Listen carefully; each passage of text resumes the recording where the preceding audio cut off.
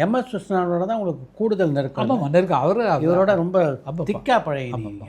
KVM அந்த இந்த முறை எனக்கு பிடிக்கும் ரொம்ப. அவர் கிளாசிக்கல் ராகம் தான் தேர்ந்தெடுப்பார். அண்ணா வந்து ஹிந்தி டைப்பில் சாங்ஸ் போடுவார். நிலவே என்னிடம் நெருங்காதே நீ நினைக்கும் இடத்தில் முதல்ல எம்எஸ்விக்கு பாட்டு எழுத போகிறேன் நான் குடித்து கொண்டே இருப்பேன்னு ஒரு படம். அதில் போட்டு கங்கைபுரம் கடலூர் புருஷோத்தம். ஆமாம் அவர் படம். சரி போனோன்னா நம்ம அப்போ தான் ஃபஸ்ட்டு எழுத போகிறோம். அவர் கேள்விப்பட்டிருக்காரு. நான் உங்கள்கிட்ட சான்ஸ் எல்லாம் கேட்டு வந்திருக்கேன். இப்போ தான் நான் கூப்பிட்ற மாதிரி ஆகிப்போச்சு. அப்போ உட்காரு எழுதுகிற பாட்டு எழுதுகிற டியூன் சொன்னீங்கன்னா எனக்கு ஈஸியாக இருக்கணும்னா எவ்வளவு கஷ்டப்படுத்த முடியுமோ அந்த மாதிரி டியூன்.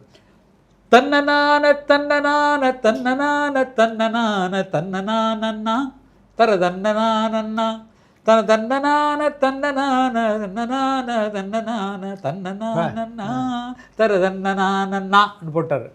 இதை எழுதி பார்க்கலாம்.